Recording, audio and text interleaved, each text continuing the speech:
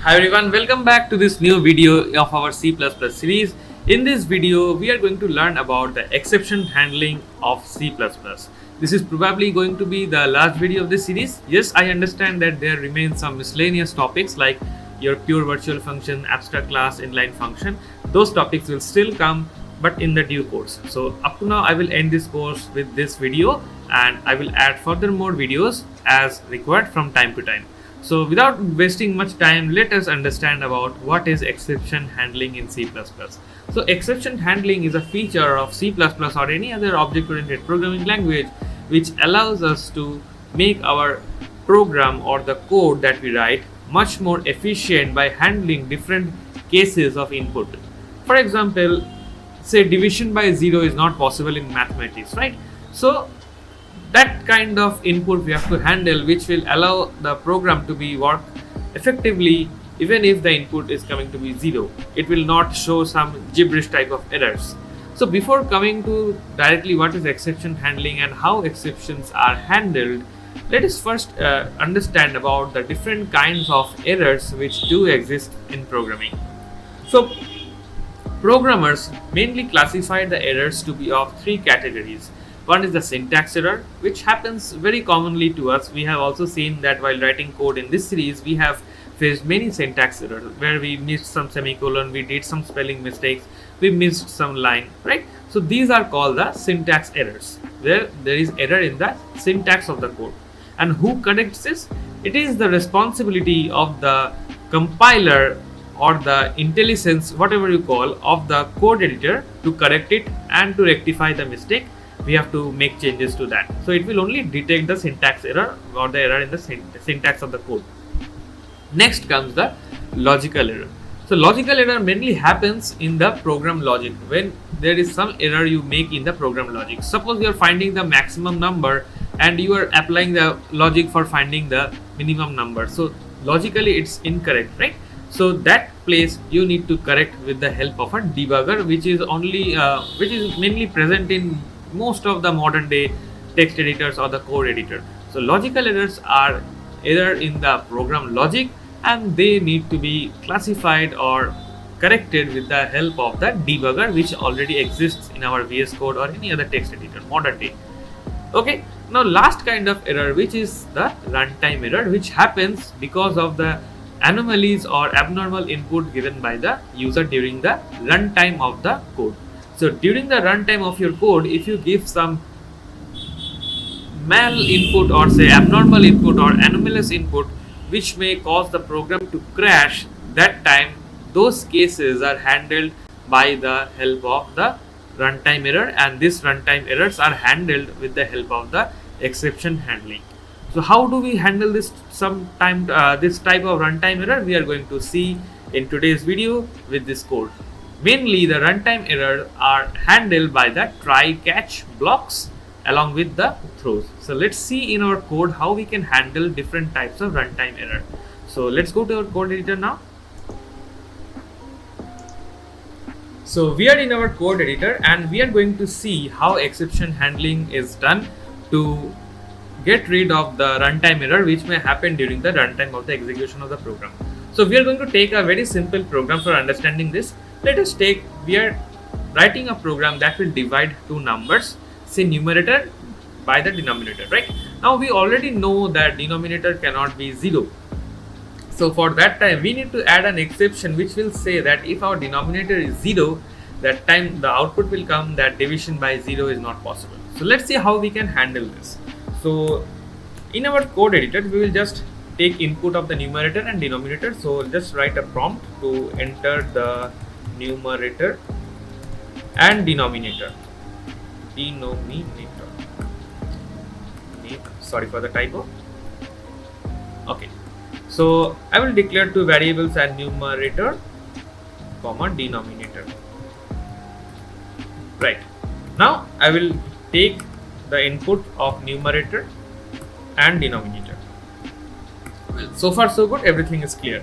Now I will perform the division. Now how is my result being calculated? So my result will be int or say double result will be equal to numerator divided by denominator. Now, yes, I know that at line number 8, that is this result equal to numerator by denominator, there still exists a possibility of getting an error if the denominator is 0. So here, when there is a possibility of getting an error, we will wrap this part of the code inside the try and catch block. Try block means that yes, there can be, you're telling the compiler explicitly that in this part of code there may be a possibility of error being encountered. So if that error is encountered, you need to handle it. So how we will write it? We will just write try and catch. Try something over here and catch. Okay. Now what will come in the parenthesis of this catch? I will explain just now. So since there is a possibility of an exception being arising at this line, so I will put this line in the try block. Okay. Right. Now, when can the exception occur? The exception or error can occur if the denominator is 0. So I need to add a if block over here, that if my denominator is equal to 0, then exception, I'm writing in comments, exception will occur. Might not. Okay. Okay. So when my denominator is 0, my exception will be occurring, and we need to handle this case. Now if there is no exception, then I have no issues. Then I have to just do the cout. The result of operation is this, and that time we will just cout the result. As clear as that? I'm sorry, it will be inside this triangle. Clear? Now how will I throw the exception? So once my denominator is 0, I need to throw an exception. So for throwing an exception, I will write throw. Now here you need to throw some values so that the catch block understands that which value stands for what. So there will be multiple exceptions handled by a try catch block. So they may be differentiated by using the different values of throw from the throw keyword. So I will say throw 0 because if my denominator is 0, so I will say throw 0.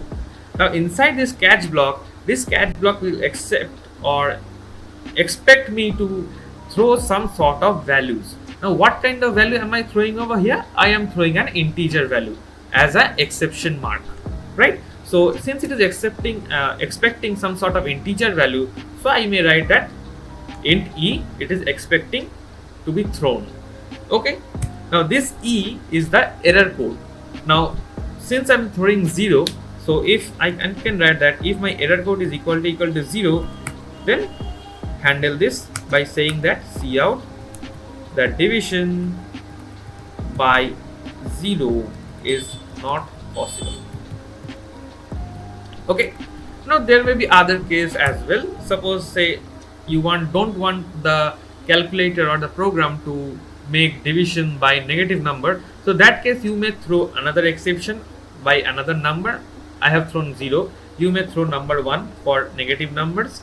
So and you may handle it that if my e equal to -1, that means the calculator is trying to calculate a division which is less than -1, so we won't allow it. So that case it can also be handled with throwing another value of exception. So in this way we can handle the exceptions in C++. So let's see how we can handle this. Okay, so let's run this code.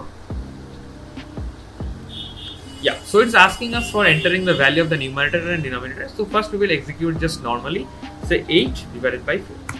So I'm getting the output as expected 2. Up to now my program is working correctly. Now suppose I intentionally give a 0 as denominator, say 8 and 0. So when I press that, it is saying that division by 0 is not possible because an exception is handled by this try and catch block. So in this way we handle the exceptions in C++ and we make our code much more fluent and efficient and effective during the runtime. So that's all in this video. Thanks for watching this video. Thanks for appreciating this series. I will see you in the next series very soon.